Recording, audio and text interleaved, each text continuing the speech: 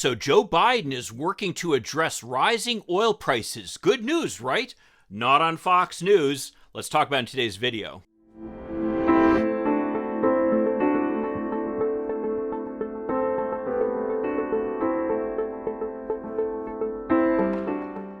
Hi, I'm Mike Greiner. I'm a lifelong Democratic activist who's concerned about the direction our country is taking. I'm also a lawyer and an academic, and I'm here to help you stand up to the BS of the MAGA crowd. So in clear evidence as to who the Saudis would rather see in the White House and in control in Congress, and whose side they're taking in the Ukraine-Russian war, the Saudis, the Russians, and OPEC Plus are going to reduce their output to increase the price of oil. We have already seen some small impact on gas prices, which obviously is a problem with the election coming up so soon. So to give Joe Biden credit, he's moving quickly to do something that I've been urging for a long time, which is to provide some sanctions relief to Venezuela so that Chevron, which actually has facilities there, is able to start pumping oil again. Venezuela actually has larger oil reserves than Saudi Arabia, and for a time was the largest importer of oil to the United States. What's more, there are as many immigrants fleeing Venezuela as there are immigrants fleeing Ukraine, according to UN report. So if we're able to provide some relief to the poor suffering people in Venezuela, maybe it'll also help deal with the flood of immigrants that Fox News is always worried about. But is Fox News praising any of that? Oh no, you know how Fox News is. Let's check out the video. Well, here's Charles Plain blasting Democrats' green energy agenda at the expense of the American worker. Watch this. The suicide that we are seeing by Western nations, all, again, genuflecting to this green utopia that they think is right around the corner, but instead they're crushing their citizens. The big question mark going into Europe this winter is how will they keep everybody warm? How will they get everyone heat and electricity? It's nuts, and we're watching this, and we're going down the same path. Let's be clear, the reason that they're concerned about keeping everybody warm in Europe is because there's a war going on in Ukraine. It has nothing to do with any green agenda. Let's keep watching. And here's the thing. We were blessed. We have this under our feet at this very moment. So let's just stop with the game. In fact, we do. And isn't it amazing? They have all these leases that are not being drilled. So all these claims about, oh, we need access to leases, oh, we need faster permitting, none of that's true because they're not drilling the leases they already have. And by the way, if you don't believe me, I'll put links to all the evidence down below. Let's keep watching. And for a moment, if you really think you're going to get to some sort of green utopia, at least be smart about it. It's 20 years away, 30 years away, if it's ever possible at all.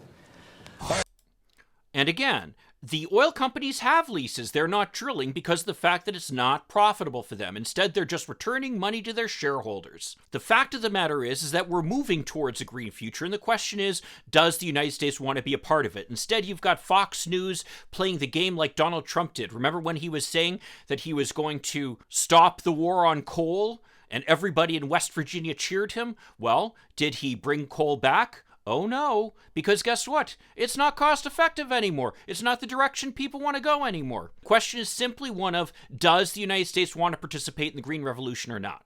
Let's keep watching. Let's bring in Robert Henneke, Executive Director of the Texas Public Policy Foundation. Robert, we've been talking about this so far this morning in general terms. The Texas Public Policy, I'm sure that they're a very objective source. Let's keep watching. Let's get down to brass tacks. Let's get down to specifics. How much worse will the pain at the pump be for the average American because of these OPEC cuts?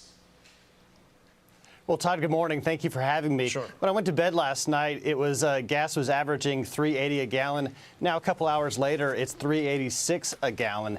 You know, the Biden recession is causing a depression with the American people. You have a recent survey that shows that 65% of Americans feel stressful about rising prices.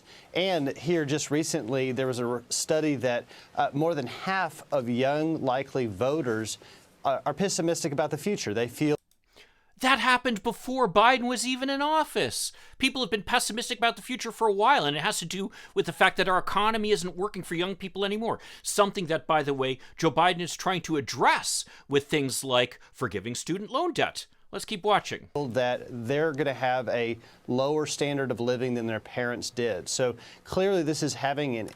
So let's definitely not forgive the student loans that are weighing them down. Let's keep watching. Impact. Americans are feeling it, especially as we're approaching winter, and Americans have to worry not just about the price of the pump, but also being able to pay for heating costs with the cold days ahead. Yeah, so there are a variety of ways that the president could have responded to these production cuts by OPEC. He could have scheduled a meeting with American energy producers and suppliers. He chose not to do that so far, and reportedly the Biden administration is now planning to scale down sanctions on Venezuela to allow Chevron to resume its oil. The Biden administration has been in touch with oil producers on an ongoing basis for years. The fact of the matter is, though, that there are lots of leases out there that if the oil companies wanted to pump more oil, they could here in the United States. The problem is they don't want to make the investment because of the fact that basically they made the investment back in the early 2010s, and then when the COVID recession came, they took a bath. So they don't want to invest in it anymore. And instead, they're taking their profits and rather than investing in new drilling or new pumping facilities, they're giving it back to the shareholders. Let's keep watching. Oil operations there. Venezuela, by the way, is rated among the world's dirtiest oil suppliers. So how is that a solution? It's not a solution long-term. It's a short-term solution. The long-term solution, and they're absolutely right about this, is reducing our dependence on fossil fuels. That is the long-term solution. But to compare the two, one's a short-term solution dealing with the crisis right now, and the other is a long-term solution that will be involved in changes, as the other guy said quite correctly, over the next 10 to 20 years. Let's keep watching. It's not. It's a terrible reaction to ease sanctions on the government of Venezuela. Those sanctions are there for a reason. It's a terrible reaction by this administration to continue to pump more money out of the Strategic Petroleum Reserve. The safety net of America is shrinking. Just keep in mind, a couple months ago, President Biden went directly to the Middle East to have what he described as face-to-face diplomacy in order to strengthen the strategic partnership. You know, the infamous fist bump with the Saudi prince has clearly failed, and really what we see is it's pushed that government further away.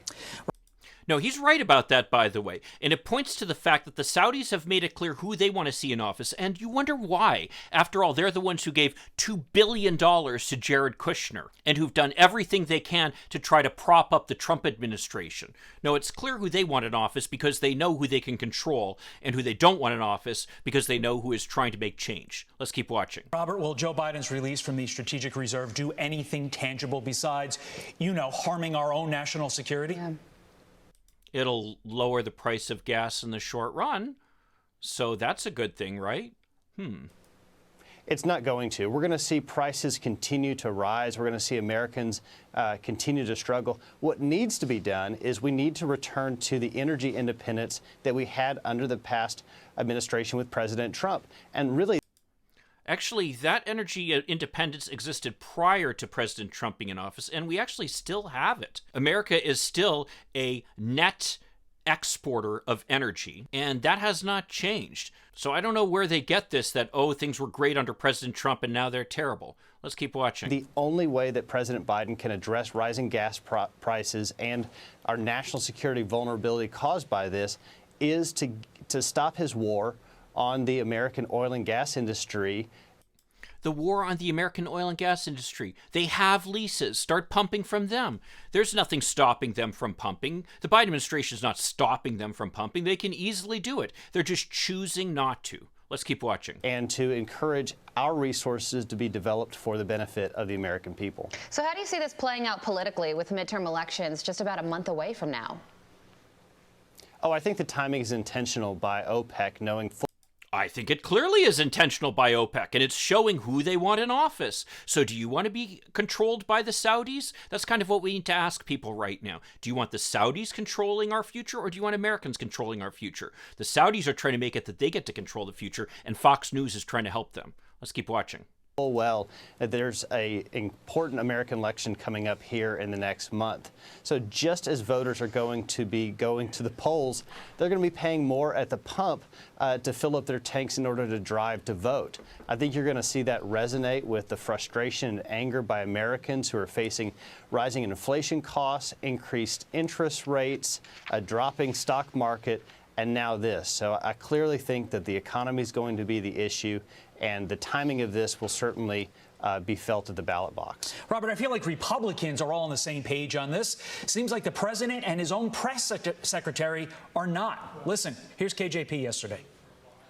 Today's announcement is a reminder of why it is so critical that the United States reduce its reliance on foreign sources of fossil fuels with the Inflation Reduction Act. They didn't say, I love how they say that they're on different pages when they said the exact same thing. She's saying that the Inflation Reduction Act, which, by the way, would reduce the dependence on fossil fuel by directing our economy more toward green energy, is exactly what President Biden is saying. But that's a long-term solution. The short-term solution is that we need to address the immediate crisis of OPEC trying to kind of strangle us. Let's keep watching. Is it clear to you, Robert, that the reason they're all flailing on the left is because their message is all over the place because it's not a sustainable message? It's not a sustainable message, and this administration wants to do everything but the one thing that would help. I mean, look at the policies from this presidency in canceling the Keystone Pipeline, in the Keystone Pipeline would have done nothing to address oil needs here in the United States, number one. And number two, the Keystone Pipeline was already essentially stopped even before this administration came into office, not because of anything the administration did, but because of the fact that oil prices had dropped. Let's keep watching. Canceling leases for offshore federal lands. Canceling leases. There are 9,000 leases out there that are not being used. Let's keep watching. Oil and gas development and blocking permits for new development and exploration. I mean, you have, the continued practice of the White House to call names against the Saudi government, to look at the reaction that caused, but calling names to the Saudi government, I don't see any of that, although right now I wouldn't blame them, frankly, based upon this behavior. Let's keep watching. All of the focus needs to be on how we can drive down gas prices and how we can increase more our domestic production. This is not going to be a magic wand that's going to be fixed by wind and solar development that may take years, if not decades, to fully realize. Yeah, certainly. And across the board, all the polls show that inflation, gas prices, number one concern with voters right now. Kitchen table issues are what matter the most. So we're going to see how all of this plays out among the American people. I think we can venture a guess, and it's not going to be good. Robert, thank you so much for joining us. Now, this is more of the just drill, baby, drill attitude on Fox News and holding up authoritarian administrations like the Russians and the Saudis. It's clear whose side Fox News is on, and it's the side of the oil companies, OPEC, and the Russians. And as Democrats, we need to make it clear that that's what President Biden is standing up against and why they're so intent on trying to take away his power. Well, if you want to find out more about inflation, why don't you check out this video I did a little while ago where I explain exactly all the dynamics that are impacting inflation and how many of them are global in nature and are not really things that we can really impact here in the United States. I'll see you then. In the meantime, let's hope for continued progress. Thank you.